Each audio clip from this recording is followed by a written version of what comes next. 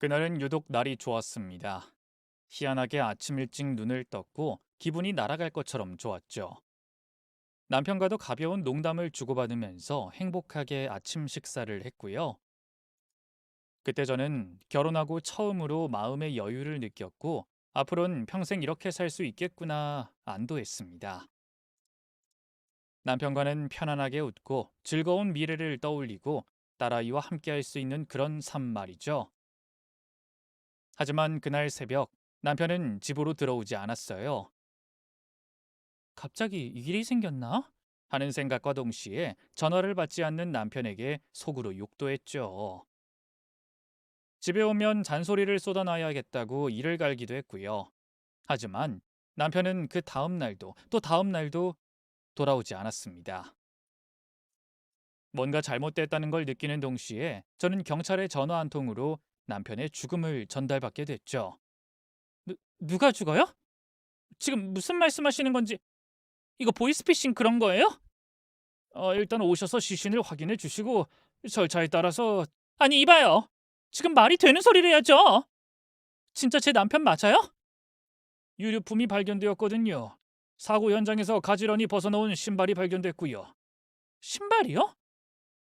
지금 제 남편이 스스로 죽었다는 말을 하시는 건가요?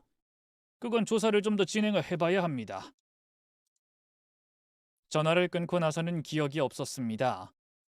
반쯤 정신이 나간 상태로 달려갔고 정신을 차렸을 때는 제 남편이 싸늘하게 죽어 있는 것을 확인했을 때였죠.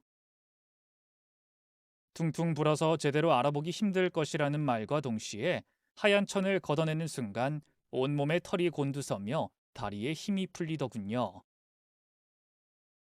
머릿속으로는 아니라고, 절대 아니라고 말하고 싶은데 목소리에서는 꺽꺽거리는 울음소리만 흘러나왔습니다. 남편이었어요. 너무나 낯설게 느껴졌지만 그건 누가 봐도 남편이었죠. 그리고 동시에 도대체 왜? 라는 생각만 들었어요.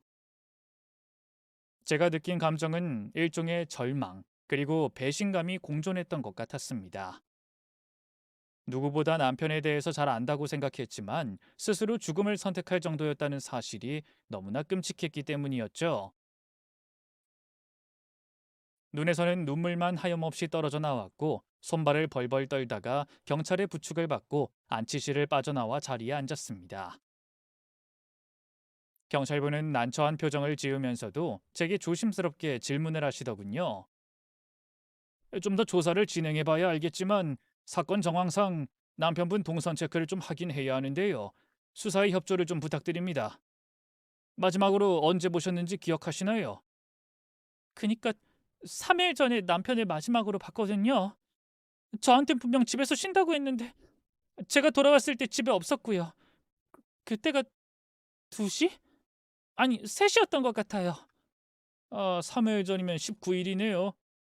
근데 왜 3일이나 집에 들어오지 않았는데도 아무 조치를 취하지 않으셨나요? 보통은 걱정이 돼서 신고라도 했을 텐데. 그건 그 사람 사업하다가 종종 그런 일이 있어서 전화를 했는데 계속 안 받긴 했어요. 그래도 그게 한두 번이 아니라 사업 정리하면서 일이 꼬였나 뭐 그렇게 생각했죠. 그래요? 그럼 혹시 아내분은 그 시각 어디에서 뭘 했는지 말씀해 주실 수 있으신가요? 저요? 그날 시장 보러 간다고. 제가 기억을 더듬어가며 말을 하려는 그때였습니다. 안치실로 도련님과 어머님이 내려오셨죠. 저와 잠깐 눈이 마주친 순간 저를 노려보는 눈빛이 서늘하기까지 하더군요. 동시에 절규가 안치실 안에서 흘러나왔습니다. 도련님의 부축까지 받아서 나온 어머님은 이내 제 앞에 서더니 제 뺨을 강하게 때렸죠. 경찰이 뒤늦게 저와 어머님 사이를 막아섰지만 시어머니는 손톱을 세우고 제게 달려들었어요. 저는 도대체 제게 왜 그렇게 하는지 이해하지 못했습니다. 전현이 내 아들 죽인 겁니다. 전현이 내 아들 살인범이라고요. 일단 진정하세요. 진정하시고 저 여자 조사 좀 해봐요. 저거 보험 설계서였다고. 그래서 내 아들 죽인 거라니까? 내 아들이 죽을 리가 없어요. 그럴 리가 절대 없다고. 그냥 하는 말 아니고 난 증거도 있어요. 우리 아들이 자기가 혹시라도 사고로 죽게 되면 펼쳐보라고 한 유서가 있다고. 경찰은 놀라서 눈이 커지더니 되물었죠. 유서요? 유서를 가지고 계시다고요? 네. 경찰 양반, 전현 당장 체포해요. 내 아들 돈 노리고 자살로 위장한 거라고요. 내 아들이 자살할 이유가 하나도 없어. 그러니까 좀 봐요. 저 여자 집에도 가서 과학 수사 그거 해보라고요. 우리 아들 틀림없이 저 여자가 죽인 거니까. 저건 인간도 아니었어. 도대체 무슨 말을 하는 건지 저는 상황 자체를 제대로 파악하지 못했습니다. 꼭 제가 모르는 영화 속에 들어가 있는 그런 느낌이었어요. 어머님이 갑작스럽게 저를 범인으로 지목하는 상황 자체를 받아들이지 못했던 거죠. 그런데 상황은 점점 이상하게 돌아가기 시작했습니다. 당연히 사실이 아니니 그저 아들을 잃은 어머님의 억지로 받아들였었는데 저희 집 거실 한복판에서 엄청난 양의 핏자국이 발견된 거였죠. 그리고 남편의 필체로 쓰인 유서에는 이런 글귀가 적혀 있었습니다. 제가 만약에 죽게 되면 그건 틀림없이 아내의 짓이며 이미 여러 번에 걸쳐서 저를 죽이려고 시도했습니다. 내 아내를 살인자로 고발합니다. 라고 말이죠. 경찰은 그것들을 바탕으로 저를 체포했습니다. 차갑고 묵직한 수갑이 제 양손에 채워졌을 때도 저는 정신을 차리지 못했죠. 조사를 받을 때에도 마찬가지였어요. 직접 증거인 흉기를 어디에 버렸는지 추궁하는데 순간적으로 진짜 내가 죽였나? 하는 생각이 들 정도였죠. 죽은 김만수 씨 모친이 그러는데 오래전부터 돈 문제로 많이 다퉜다고 하던데 맞습니까? 네, 오래전엔 그랬어요. 그리고 정확히는 다툰 게 아니라 그냥 문제가 좀 있었던 거예요. 저흰 싸운 적도 없어요. 더구나 지금은 요즘엔 그런 일은 없었거든요. 보험은 왜 그렇게 많이 가입을 했죠? 종신보험 3개, 암보험만 4개를 들었네요. 오래전, 오래전에 든 것들이고 종신보험 2개는 몇 달 전 남편이 들겠다고. 죽은 김만수 씨 모친은 며느리인 박혜영 씨가 갑자기 권유를 했다고 하던데요. 도대체 왜 그런 말도 안 되는 소리? 저 정말 억울해요. 저는 울먹이면서 말하는데 형사는 피곤하다는 듯 한숨을 푹 쉬더군요. 조사해보면 다 나옵니다. 부검하면 싹 다 나온다고요. 그러니까 우리 쉽게 쉽게 가죠. 영화에서 볼 때 상상을 해본 적이 있었습니다. 경찰이 책상을 주먹으로 쾅쾅 치거나 노려보면 범죄자들 입장에선 무서워서 실토할 수밖에 없겠구나 하고 말이죠. 하지만 막상 그 상황에 제가 앉아 있으니 진짜 무서운 건 윽박 지르는 게 아니었어요. 지루한 표정, 피곤하다는 듯한 한숨을 쉬는 모습이 더욱 두려웠죠. 이러다가 정말 대충 수사하고 내가 범인이 될 수도 있겠다는 그런 두려움이 덜컥 들었던 겁니다. 하지만 저도 뭘 어떻게 설명해야 할지 정확히 파악을 할 수가 없었어요. 무엇보다 어머님이 왜 저한테 그런 말을 하는지도 이해를 못했죠. 물론 저와 시어머니는 사이가 그리 좋은 편은 아니었습니다. 문제가 생기기 시작한 것은 제가 남편과 결혼을 하고 3년이 지났을 때였어요. 시아버지가 운영하던 공장이 부도가 나며 큰 빚을 지게 되었고 얼마 안 가서 극단적인 선택을 하셨다는 소식을 듣게 됐죠. 그전에는 차로 3시간 거리에서 살아서 명절이나 집안 행사에서만 보는 그 정도의 관계였지만 그 사건 이후로 걸어서 10분 거리에 가까운 곳에서 살게 됐던 겁니다. 평생 일이라고는 해본 적 없는 시어머니였기에 그때부터 모든 걸 남편에게 의지하셨고 도련님 역시도 마찬가지였어요. 너 돈 가진 거 좀 있지? 작은 애가 당장 급하게 쓸 돈이 필요하다고 그러는데 융통 가능하면 좀 다오. 한 200 정도는 가능하지? 200이요? 저희가 그런 목돈이 어딨어요.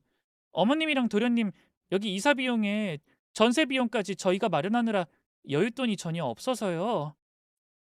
제 말에 시어머니는 콧방귀를 끼셨죠. 아이고, 누가 보면 아주 대단한 집이라도 구해준 줄 알겠다. 거기가 애초에 2사람 들어가서 살 수 있는 집이야? 딸랑 방 2칸? 내 옷도 다 안 들어가서 나 이고지고 살아야 할 정도로 좁아 터진 집이야. 근데 제대로 된 집도 구해주지 못했으면서 유세떠니? 아니, 제 말은 그런 뜻이 아니라 저희한텐 그 정도도 부담이라는. 아이, 됐고 빌려서라도 줘. 내가 2천을 빌려달래? 아니면 2억을 빌려달래? 고작 200인데 그 정도도 못할 사이야? 작은 애가 여기 와서 뭐라도 해보려면 돈이 필요한데 한 푼 없이 뭘 하라고 밖으로 내치겠니? 너도 머리가 달렸으면 생각을 해야지. 한 명이라도 제대로 벌어야 할 거 아니야. 그러려면 당연히 초기 자본은 필요하잖아. 취직을 한다고 해도 정장은 있어야 하고. 정장 때문에 돈을 빌려요? 그냥 세탁소나 아니면 저희 남편 옷이라도. 집이 망했다고 그렇게 쪽팔리게 살아야 해? 내가 해달랬어? 융통만 해달라는 거잖아. 여기 우리가 아는 사람이 있어 뭐가 있어? 안 그래도 이런 낯선 곳에 와서 적응도 못하는데 돈을 어디서 빌릴 수 있겠어? 한 달, 딱 한 달만 쓰마, 응? 네, 어머님. 일단은 그렇게 해볼게요. 융통이라고 하더니 당연히 그 돈은 갚지 않으셨습니다. 물론 사람이 힘들다 보면 못 갚을 수도 있다는 걸 모르진 않아요. 하지만 진짜 문제는 그렇게 빌린 돈으로 취업 준비를 한 게 아니라 침대를 구입했다는 겁니다. 그 외에도 남편에게서 받아간 돈으로 쇼핑을 하거나 외식을 하기까지 했고요. 이전에 소비 습관을 버리지 못하고 백화점에서 장을 보기까지 하는데 솔직히 돌아버릴 것 같았습니다. 시아버님이 남긴 빚과 두 사람의 생활비 때문에 아등바등 살아야 했던 것은 오로지 저와 남편밖에 없었죠. 그래서 남편은 그 무렵에 큰 결심을 하더군요. 내 월급으로 이걸 다 감당하기 힘들 것 같아. 아파트 대출금에 고정비용도 그렇고 어머님이랑 동생까지 저러니 방법은 하나뿐이야. 뭐 뾰족한 방법이라도 있는 거야? 그게 내 친구가 사업을 제안하긴 했는데 당장 내가 가진 돈이 없어서 투자는 못할 테니 나더러 주도해서 사업을 운영해달라는 조건이야. 쉽게 말해서 월급 사장이 된다는 거지. 물론 돈도 바로 벌 순 없을 테고. 그럼 회사를 그만두겠다는 거야? 너무 위험하잖아. 방법이 없어. 이대로는 다 같이 그냥 죽는 거야. 면목 없지만 당신이 날 좀 도와줘. 정말 1년 죽었다고 생각하고 일만 할 테니까 당신이 그때까지만 생활비 마련해 줄 수 있어? 내가 무슨 일이 있어도 사업 성공시킬게. 사업만 성공하면 우리 고생도 안 해도 되고. 여보, 그래도 그건 아닌 것 같아. 나 진짜 열심히 할게.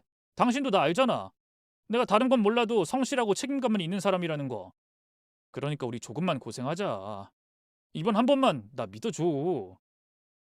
알았어. 내가 일자리 구해볼게. 그때 제가 보험회사에서 설계사 일을 시작했던 겁니다. 첫 가입자가 바로 남편이었고요. 남편은 회사를 그만두고 사업을 운영해 나가기 시작했고 그와 동시에 저는 모두의 생계를 책임지게 됐죠. 그러다 보니 시어머니와도 자주 부딪히게 된 겁니다. 제가 가장 이해할 수 없었던 것은 도련님과 시어머니가 현재 상황을 인지하지 못하고 저지르는 일들 때문이었어요. 한 번은 시어머니가 카드 돌려막기 하다가 터진 적도 있었죠.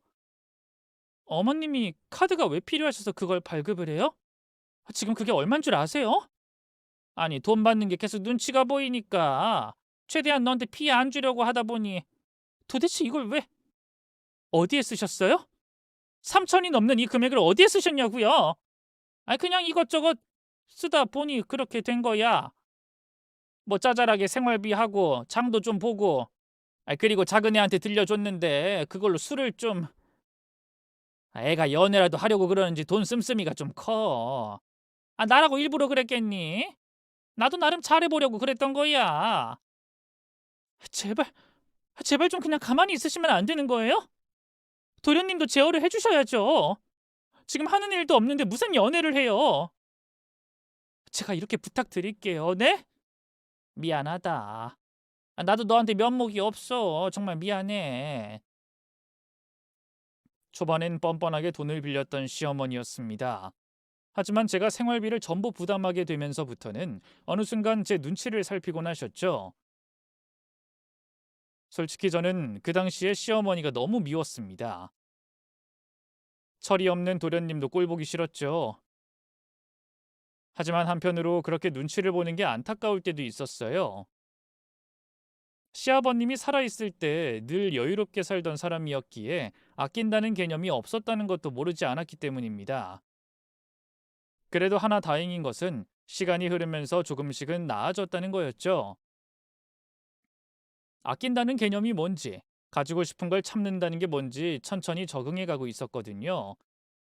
그런데 문제는 남편의 사업이 생각처럼 풀리지 않았다는 겁니다. 1년을 기약했었는데 그게 3년이 넘어갈 때까지도 지속되었으니까요. 그러다 하필이면 그때 제가 임신을 하게 되면서 남편은 흔들리기 시작했죠. 지금이라도 일 그만두고 배라도 탈까? 당신 임신까지 했는데 계속 일을 하는 건 포기할 거면 시작을 말았어야지. 포기는 하지 마. 당신 매일 열심히 했잖아. 열심히 하면 뭐래? 결과가 있다인데. 과정은 중요하지 않아. 당신 3년을 내가 고생시켰고 어머니의 내 동생까지도 당신이 책임지는 이 상황 나한테는 악몽이야. 여보, 난 이미 각오했어. 1년이라고 했을 때도 그게 3년이든 5년이든 책임질 각오를 했던 거고.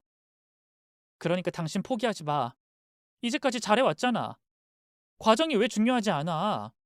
내가 그 과정을 보고 당신을 믿는 건데 나한테 믿음을 주는 게 중요하지 않다고 말하는 거야? 아니, 그게 아니라 우리 아이를 위해서라도 이건 아닌 것 같다는 생각이 들어. 그럼 좀 더 많이 노력해봐. 우리 아이까지 생각하면서. 시어머니는 이참에 남편이 사업을 포기하고 일을 다시 시작하길 바라셨지만 저는 남편에게 포기하지 말라고 말을 했습니다. 거기에는 남편에 대한 믿음도 있었지만 오기도 있었죠.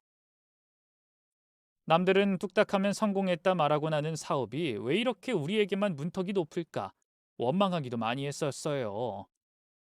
하지만 저는 진짜로 뭐 아니면 도라는 생각으로 나름의 도박을 했던 겁니다. 그리고 정확히 아이를 출산하기 한 달 전, 남편의 사업은 제대로 자리를 잡게 됐죠. 성공이라고 하기에는 좀 부족하긴 했지만 제대로 된 수익을 얻기 시작했던 겁니다. 그러다가 우리 딸아이가 5살이 될 무렵에 누구에게나 성공했다고 말할 수 있는 정도로 올라섰고요.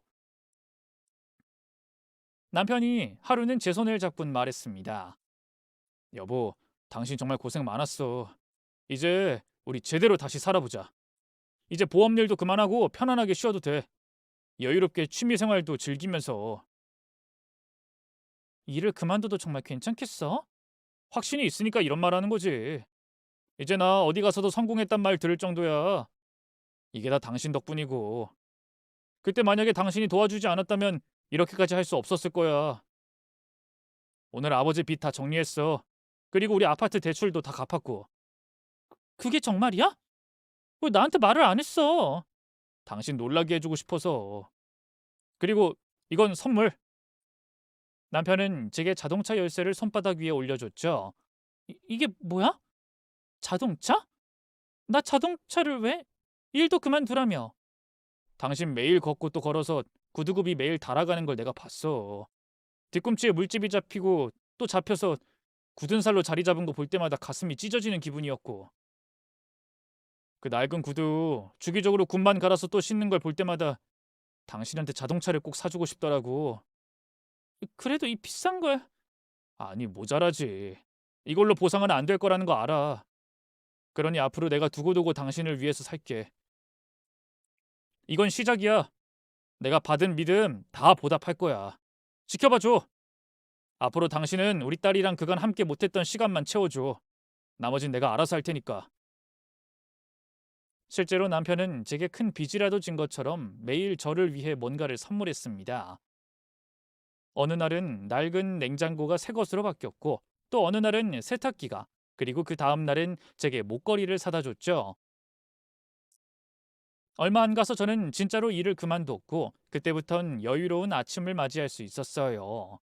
헌데 남편의 성공과 동시에 달라진 게 하나 더 있었죠. 바로 시어머니의 태도였습니다. 아주 너 팔자가 늘어졌구나. 세상에 여자 팔자 뒤용박 팔자라고 하더니 딱 그렇지. 이제 집에서 애나 보면서 늘어지게 살겠다는 거야? 미련도 없이 일을 단방에 그만두고?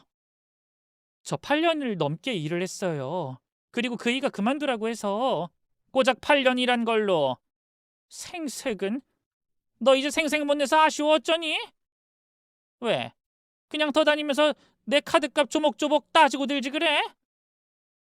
내 아들 성공하니 이젠 그걸로 생색내게? 어머님, 이제 와서 그게 무슨... 너 예전에 내 앞에서 눈 시퍼렇게 뜨고 지랄지랄 했던 거 떠올리면 난 아직도 자다가도 벌떡 일어나. 이제 내 아들 덕 보고 살 거 생각하면 배가 쥐어짜는 것처럼 아프고. 어머님, 무슨 말씀을 그렇게 하세요? 저 진짜 많이 노력했다는 거 아시잖아요. 노력? 그래, 나름은 했겠지. 하지만 넌 결국엔 그냥 현 상황을 유지한 것밖에 없잖아. 까놓고 우리 아들 만수가 다 했지. 내 말이 틀리니? 빚도 만수가 갚았고 너희 집 아파트 대출도 결국 우리 아들이 대부분은 다 갚은 거 맞잖아. 솔직히 노력이 중요해? 결과가 중요하지. 아무리 혼자서 이리 뛰고 저리 뛰어도 안 될 것들은 안 된다 이 말이고. 정말 해도 너무하세요. 어쩜 그런 식으로 생각을 하실 수 있어요? 그러게 나한테 좀 잘하지 그랬니? 너도 그랬겠지만 너 꼴 보기 싫어. 그깟 푼돈으로 유세 그렇게 떨면서 어머님 이건 이러시면 안 되고 이건 저렇게 절약해야 하고 이건 불필요한 물건이고 이런 꼴을 나도 8년이나 겪어야 했어. 나도 괴로웠고 나도 힘들었어. 감히 보험이나 파는 주제 설교하는 걸 보면 갖지 않았는데도 참아야 했고. 저는 그 말에 어이가 없었지만 꾹 참고 말했죠. 기분이 나쁘셨다면 사과드릴게요. 그래도 저 나름 노력한 거니까 안 좋게 생각하지 마시고 기분을 좀 푸셨으면 좋겠어요. 이제야 정신이 좀 드니? 그래, 어차피 지난 일 내가 더 따져서 뭐 하겠니? 하지만 앞으론 내 앞에서 간섭은 안 했으면 좋겠다. 무슨 뜻인지 알지? 네, 어머님. 결국은 돈이었습니다. 시어머니와 도련님은 그간 제대로 쓰지 못했던 돈에 한이라도 풀려고 하는 것처럼 물 쓰듯이 돈을 펑펑 쓰기 시작했죠. 뿐만 아니라 제게도 못다한 며느리 노릇을 강요했고요. 남편에게 차를 선물 받았다는 걸 알더니 저를 운전기사까지 시켰습니다. 더불어 시어머니는 본인의 친구들을 다 불러서 제게 음식을 만들게 하시더니 이런 말을 하더군요. 내 며느리지만 전생에 나라를 구했지. 내 아들이 돈 잘 벌어서 저렇게 팔자가 늘어질 수가 없어. 여자들 팔자 진짜 쉽게 바뀐다니까. 남자 하나 잘 물어서 너희들도 인생 바꾸고 싶으면 내 며느리한테 물어봐. 혹시 알아? 무슨 비법이라도 알려줄지? 그 말에 도리어 친구분들은 제 눈치를 살폈고 그중 한 분이 시어머니를 만류했죠. 어머, 무슨 말을 그렇게 해? 사람 면전에 대고. 아니, 못할 게 뭐가 있어? 나는 거짓말이라고는 할 줄 모르는 사람 아니니? 그래서 하는 말이야. 내 아들 등골 빨아먹으면서 뻔뻔하게 집안에서 노니까. 요즘 어디 그런 일이 가당키나 하니? 우리 애들 세대는 맞벌이는 필수인데도 저렇게 편안하게 사니까 그렇지. 도대체 얼굴에 철판을 몇 겹을 깔아야 뻔뻔하게 저러고 살 수 있는지 참 궁금할 때가 많다니까. 그건 명백한 악의였습니다. 저를 쫓아내려고 안달이 난 사람처럼 일부러 더 그러는 것 같다는 생각이 들 정도였거든요. 사소한 일에도 하나하나 트집을 잡았고 저희 집에도 불쑥불쑥 찾아와서 저를 괴롭히곤 했죠. 뿐만 아니라 남편에게도 넌지시 이혼을 종용하기도 했습니다. 저희가 살던 아파트 입구 앞에서 남편을 잡고 호소하는 걸 제가 우연히 들었거든요. 만수야, 넌 모른다. 너 예전에 수익도 없고 사업 준비하면서 힘들 때 내가 며느리 눈치 보면서 살아야 했어. 어찌나 구박을 하는지. 만석이가 보고 놀랄 정도였다니까. 그때 생각하면 내가 아직도 가슴이 아프고 머리가 어지러울 정도야. 엄마, 미안한데 그땐 그 사람 날카로울 수밖에 없었어. 입장 바꿔서 내가 그 사람이면 더 했지. 그 정도는 보살이야. 아니, 엄만 그런 뜻이 아니라 그때 엄마랑 만석이 다 정신 못 차렸잖아. 돈을 물처럼 쓰고 돈 빌려달라고 하고 안 갚고 취업 준비한다면서 그 사람한테 받아간 돈만 2천이야. 엄마 카드값은 별개고. 그렇게 사고를 쳤으면 미안해해야지. 지금 그런 말을 하는 의도가 뭐야?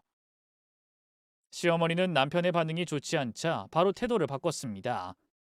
의도는 무슨? 한국말은 끝까지 들어야지. 너도 참 왜 그렇게 성격이 급해? 며느리가 비록 그랬지만 이젠 다 조용하고 잘 살아보기로 했다. 이런 말 하려는 건데 왜 생사람을 잡아?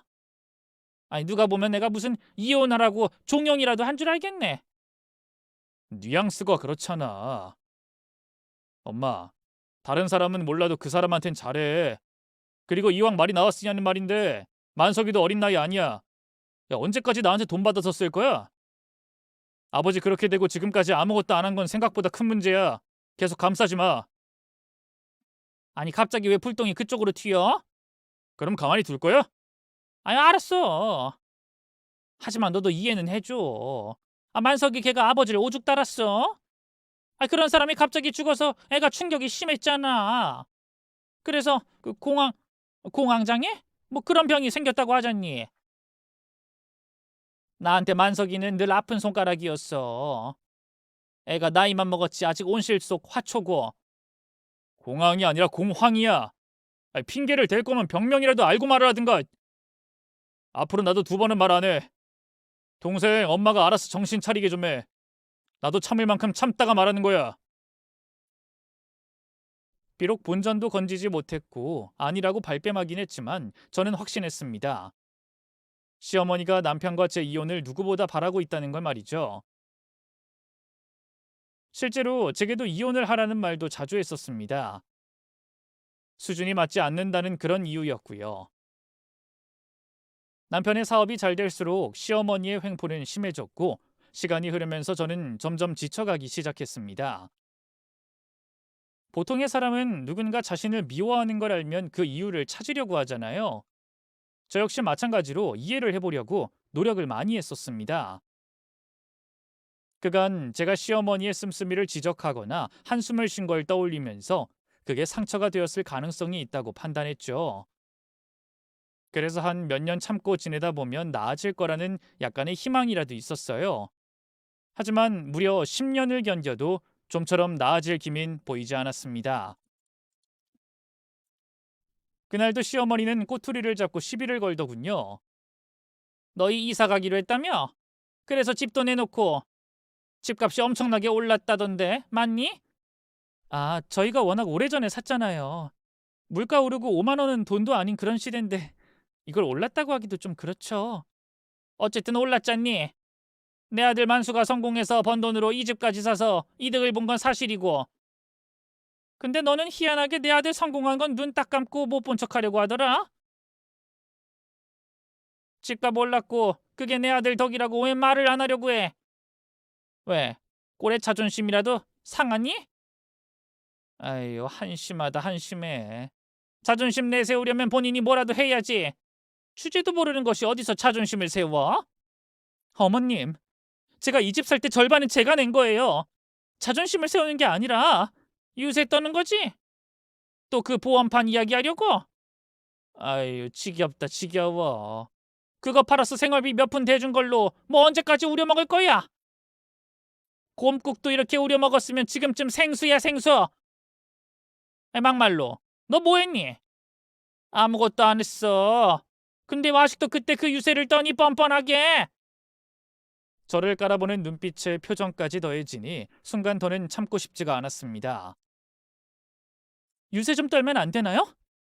어머님도 그러시는 거 아니죠? 솔직히 어머님은 그때 뭐라도 하셨어요? 제가 그깟 보험 팔고 다닐 때 하나라도 도와주셨냐고요? 저 출산하고도 일했어요. 그때 제 딸 봐주셨어요? 아니요. 손목 아프다고 안 봐주셨죠. 그래서 저희 이모한테 부탁했고요. 그리고 제가 뭘 그렇게 우려먹어요? 어머님이야말로 그때 제가 잠깐 돈 가지고 뭐라고 한 걸로 생수될 때까지 우려먹고 서운하다고 하시고 아직까지도 화내시잖아요. 어머머 얘가 말하는 것 봐. 아주 사람 치겠다. 기가 차서. 내가 손목 아파서 손녀 못 봐준 게 짜증났니? 근데 막말로 네 부모가 일찍 뒤진 게 내 탓이야? 원래 애는 친정 부모가 보는 거야. 어디 시댁에 애를 봐달라고. 뻔뻔한 것도 정도가 있는 거지. 일찍 뒤져요? 어머님 진짜 그렇게밖에 말씀 못하세요? 지금 내 말투 가지고 가르치니? 너 따위가 선생이야? 어디서 보험팔이 주제. 아니지. 이제는 전직이지.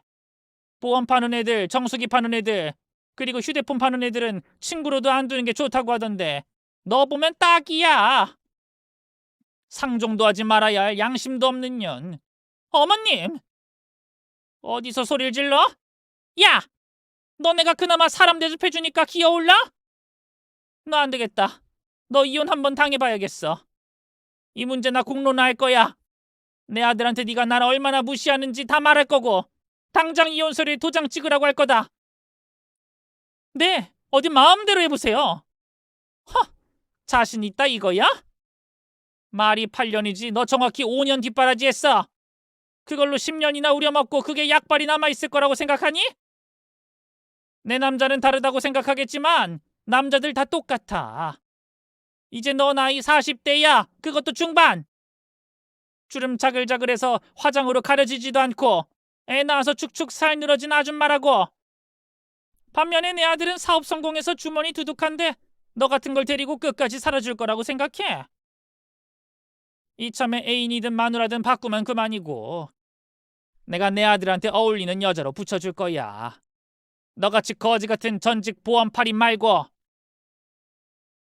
그건 어머님 생각이죠. 제 남편은 제가 더 잘 알아요. 과연 그럴까? 남자들은 결혼하고 효자가 되는 거야. 그리고 자기 아내는 시부모 공양 잘하는 효부가 되길 바라고.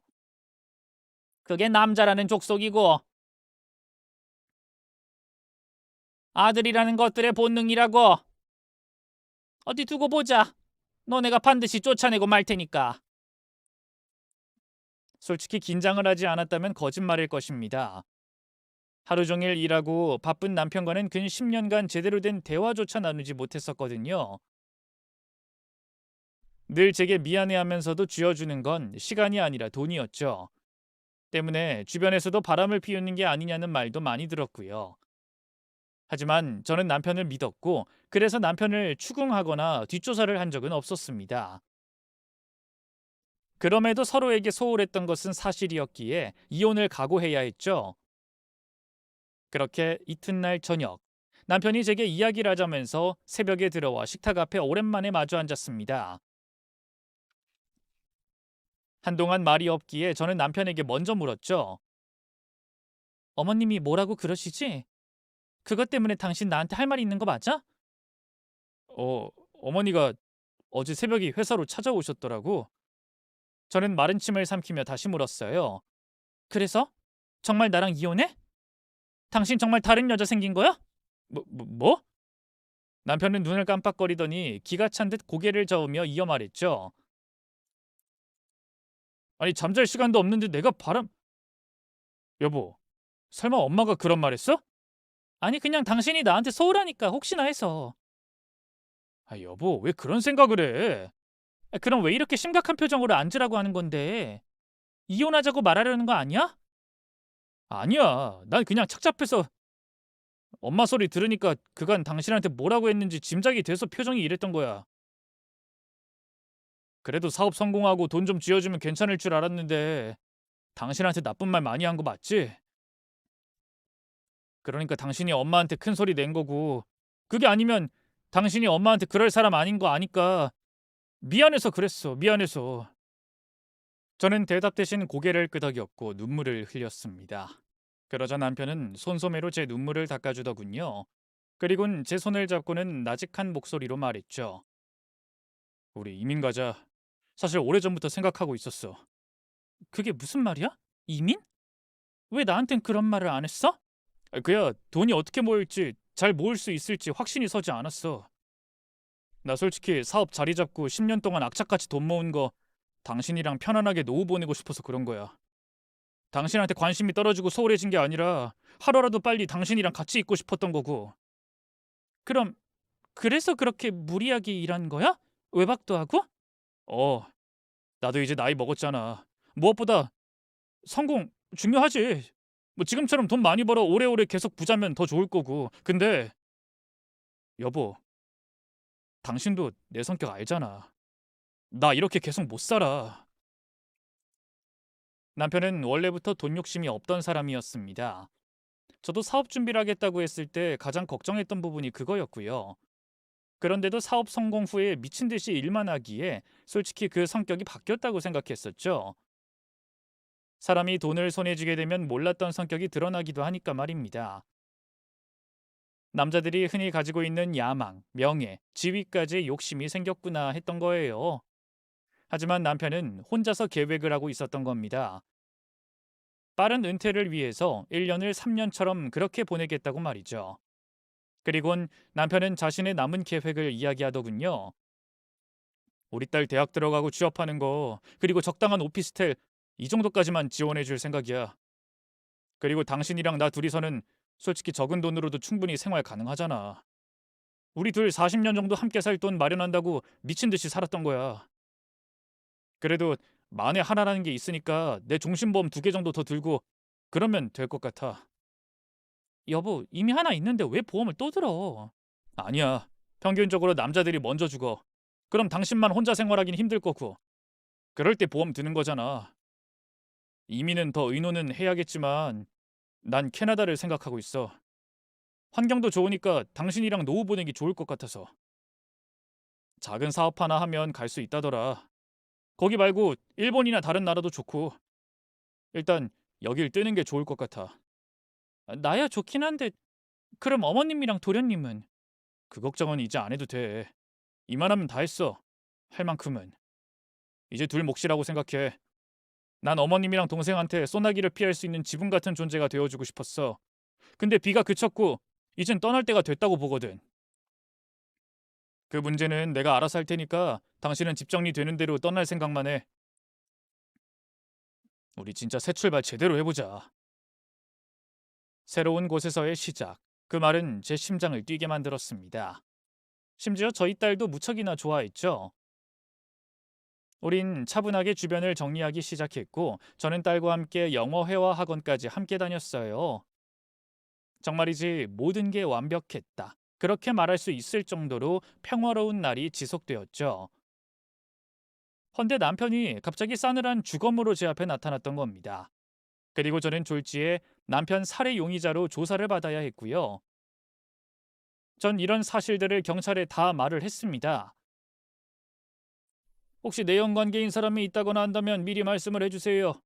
제 남편이요? 아니요. 그럼 저요? 네. 뭐 듣기론 주기적으로 누군가를 만났다고 하시던데. 정말 기가 막히네요. 조사해 보세요. 경찰이 하는 일이 그거 아닌가요? 그럼 휴대폰 제출 가능하십니까? 네, 다 드릴게요. 보험 가입 기록도 다른 것도 필요하면 다 드린다고요. 근데 딱 하나만 물어볼게요. 저희 남편이 정말 저희 집에서 죽었나요? 루미놀 반응 검사로 봤을 때 그 정도면 그곳이 살해 현장이라고 봐도 무방하죠. 하지만 부검 결과를 봐야 정확히 알 수 있을 겁니다. 저는 경찰의 조사에 정말 적극적으로 임했습니다.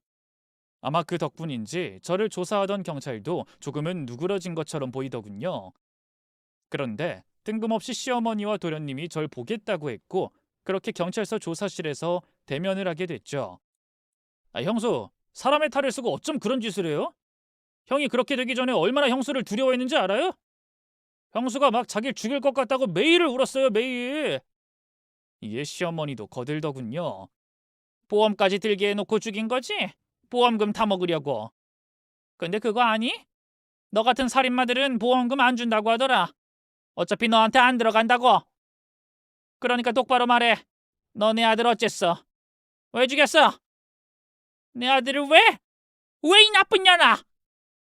엄마, 형수가 바람 피운 거 알고 형이 이민 가자고 하니까 그거 싫다고 그랬대. 그 남자랑 헤어지기 싫으니까 형을 죽인 게 확실하다고. 보험도 들고 살해할 이유도 있고 빼박이야. 시어머니는 아이고 소리를 내며 경찰에게 손을 뻗었죠. 형사 양반, 우리 아들 불쌍해서 어떡해. 눈도 제대로 못 감고 저런 미친년을 잘못 만나서. 뉴스도 보니까 남편 죽으면 대부분 아내가 죽인 거고 아내가 죽으면 남편이 죽인 게 대부분 아니에요? 안 봐도 뻔한 거지. 어쩜 저런 끔찍한 짓을. 내가 얼마나 사랑했는데. 내 아들, 우리 만수. 아이고 주님, 맙소사. 제발 전염 벌 좀 받게 해줘요. 저는 너무 어이가 없어서 그냥 그 장면을 빤히 보기만 했습니다. 그랬더니 저한테 사이코라고 감정이 없다면서 남편 죽이고도 눈물 한 방울 흘리지 않는다며 소리를 꽥꽥 질렀죠. 결국 너무 소란스러워져서 나가라고 경찰이 나중에 다시 부르겠다고 했는데도 끝까지 버티더군요. 근데 바로 그 순간에 형사 한 명이 조사실로 들어오더니 서류를 하나 넘기는 겁니다. 그리고는 귓속말로 뭔가를 전달하는 듯 했죠. 그와 동시에 형사의 표정이 굳었습니다. 시어머니는 슬쩍 눈치를 보더니 물었죠. 왜요? 며느리가 범인이라고 하죠. 보험도 들어놓고 집에서 피도 발견됐고 알리바이도 없다고 그러잖아요. 시장을 갔다고 해도 3시간 있다가 집에만 내리 있었다는데. 일단 저희가 부검 결과만 놓고 보면 유언장이 조작될 가능성이 크다고 보고 있습니다. 필체 확인도 다시 해봐야 할 것 같고요. 아니 그게 무슨... 내가 엄마고 내가 직접 받았다니까? 그게 내 아들 글씨인데 말이 되는 소리를 해야지. 아 그게 말이 안 되죠. 내 아들이 쓰는 걸 봤다니까? 분명 저번엔 줬다고만 하지 않으셨어요? 진술 계속 반복하면 안 됩니다. 무엇보다 이것만 걸리는 게 아니에요. 뭐 조사는 더 하겠지만 혹시 아드님이랑 어머님 사건 당시 뭐 하셨는지 구체적으로 진술해 주실 수 있으실까요? 설마 저희를 의심하세요? 말씀해 주시죠. 어디서 언제 무엇을 어떻게 했는지요. 도련님은 당황한 것처럼 얼굴이 벌겋게 되었고 시어머니는 눈을 피했습니다.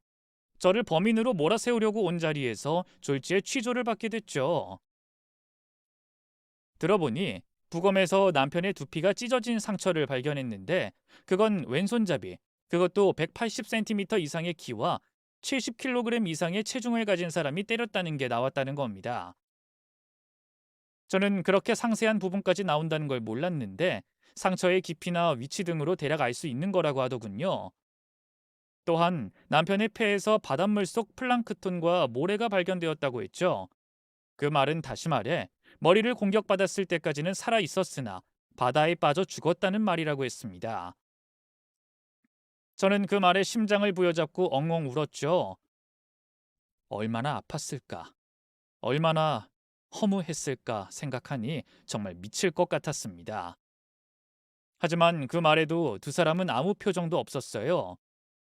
저와는 달리 눈을 굴리며 계속 모른다는 식으로 잡아댔죠. 아니, 무슨 그런 상처로 키랑 몸무게를 알 수가 있어요. 말이 되는 소리를 해야지. 그럼 뭐 제가 형을 죽이기라도 했다는 겁니까? 제가 왜요? 예? 막말로 형수가 점프를 했다거나 아니면 형수가 만나는 남자가 키가 큰 모양이죠. 그걸 조사해야죠. 보험을 들었다니까? 경찰은 고개를 갸웃하더니 살짝 미소를 보였습니다. 점프를 했어도 그 정도 힘은 나오기 힘듭니다. 그리고 점프를 했다면 그것도 부검하면 어느 정도 확인이 가능하고요. 하지만 그 상흔은 그렇게 난 게 아니라는 게 부검의 입장입니다. 무릎을 꿇렸다거나 의자를 밟고 올라가서 할 수 있죠? 아니 왜 그렇게 상상력이 없어? 그러니까 차차 알아보자는 거죠. 조사 협조 좀 부탁드릴게요. 그날 뭐 하셨습니까? 그냥 엄마랑 산책 갔어요. 차 타고 드라이브. 왜요? 뭐 그럼 안 돼요? 억울해서 죽겠다며 방방 뛰던 도련님이 다음날 긴급 체포되었습니다. 도련님이 끌던 차 트렁크에서 남편의 혈흔이 다량 발견되었고 시트를 교체한 기록까지 있었던 거죠. 하지만 핏물이 흘러서 차량 사이사이에 파고든 것은 발견을 못하고 흔적이 그대로 있었던 겁니다. 결국 추궁 끝에 남편과 다투다가 우발적으로 사고를 저질렀다고 실토를 했다고 하더군요. 하지만 그마저도 얼마 안가 범행에 사용한 흉기가 발견되며 우발적이 아닌 계획 살인임이 밝혀지게 되었습니다. 왜냐하면 철물점에서 일주일 전에 구입했기 때문이었죠. 또한 시어머니 역시 도련님이 살인을 했다는 걸 알고 제게 뒤집어 씌우려고 공모했고요. 두 사람은 법의 심판을 직접 받게 되었습니다. 하지만 안타깝게도 제가 원하는 정도의 처벌은 나오지 않았죠. 도련님은 존속 살인이 될 줄 알았지만 형제는 존속에 포함이 되지 않아서 일반 살인죄로, 그리고 시어머니는 시체 은닉에는 소극적으로 가담하여서 무고죄로만 처벌을 받게 되었거든요. 심지어 무고죄 초범이라는 것, 그리고 고령의 나이와 죄를 뉘우치고 반성한다는 이유로 징역 2년에 집행유예 3년을 선고받았죠. 게다가 도련님은 자신의 형벌인 18년이 지나치게 가혹하다며 항고를 했고, 그로 인해 시어머니와 재판장에서 다시 마주하게 되었던 겁니다. 저는 그 여자의 얼굴만 봐도 토할 것 같았는데 뻔뻔하게 말까지 걸더군요. 너 왜 내 연락 안 받니? 이사는 왜 몰래 했고? 제가 왜 그쪽 연락을 받아요? 뭐? 그쪽? 그래, 뭐 내가 밉겠지. 근데 나도 내 아들 잃었어. 그것도 둘이나. 나라고 뭐 내 큰아들 안 아까운 줄 알아? 사실 따지고 보면 너 때문이야. 너만 아니었음 우리 이렇게 사이 나빠지지 않았어. 알아? 네가 이민 가자고 우리랑 연 끊으려고 그랬지? 그래서 우리 아들이 화가 나서. 어쨌든 나 돈 받아야 해. 돈 없으면 나들 어떻게 살라고? 저는 그 말에 웃음을 터뜨렸습니다. 상속권 박탈되셔서 한 푼도 없으시죠? 법적인 처벌이 그따위라 진짜 열받았는데 그나마 다행이네요. 앞으로 펼쳐질 현실이 감옥처럼 지옥일 테니.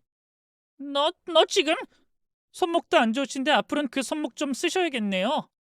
옥바라지 하는 것도 엄청 고될 텐데. 물론 옥바라지 않을 수도 있죠. 근데 그러다 18년 후에 도련님 나오시면 또 모시고 사셔야 하잖아요. 형도 죽였는데 어머니라고 못 죽일까. 그니까 조심하시라고요. 너 인연이 아주 저주를 퍼붓는구나. 맞아요. 저주. 저는 어머님이 세상에서 가장 끔찍하게 죽었으면 좋겠어요. 저는 원래부터 착한 제 남편이랑 다르게 아주 몹쓸 년이거든요. 그러니까 제발 고통스럽게 천천히 돌아가세요. 돈에 미쳐서 사람 죽이는 아들이랑 이 지옥에서 못 볼 것 다 보면서. 그래야 저는 제 남편이 조금이라도 덜 슬플 것 같으니까. 매일 불행하길 저주할 거예요. 야! 내가 뭘 어쨌어? 내가 뭘 잘못했어? 하나라도 지키려는 게 잘못이야? 너도 그 상황이 되면 그렇게 안 될 것 같아? 애가 둘인데 하나가 죽었어. 그럼 남은 하나라도 지키는 게 부모야. 나라고 그러고 싶어 그랬을까? 난 잘못 없어. 하나도 잘못 없다고. 네, 그렇게 반성도 하지 마세요. 어차피 그깟 반성으로 우리 남편 안 돌아오니까. 흉기에 머리 맞고 쓰러졌을 때 병원에 가자는 말 한마디였으면 우리 남편 살아 있었어. 물속에서 몸부림칠 때 당신은 뭐랬어? 그 고통이 딱 2배만큼 힘들게 살다가 죽길 바랄게. 제 말에 시어머니는 오열을 하더군요.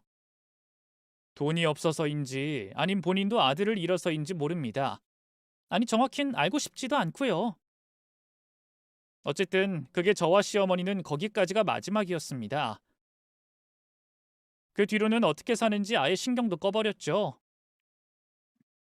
그렇게 시간이 흘러 제 딸이 올해 벌써 대학에 들어갔고 저는 별일 없던 것처럼 그렇게 삽니다. 하지만 여전히 저는 남편을 잃은 아픔을 극복하진 못했어요. 어떤 때는 죽은 남편을 따라가고 싶다는 생각이 들기도 하죠. 그럼에도 불구하고 딸을 위해서 나약해지지 않으려고 많이 노력합니다. 먼저 간 남편도 그걸 누구보다 바랄 테니까 말이죠. 그래서 저는 결심했습니다. 앞으론 남편을 죽음으로 몬 그들을 저주하지 않겠다고요. 물론 용서한 것은 아닙니다. 돈을 신으로 삼고 살아가는 그들의 삶은 결국 고통으로 끝날 거라는 걸 저는 확신하고 있기 때문이죠. 그런 삶에 진정한 행복이 있을 리 없으니까요.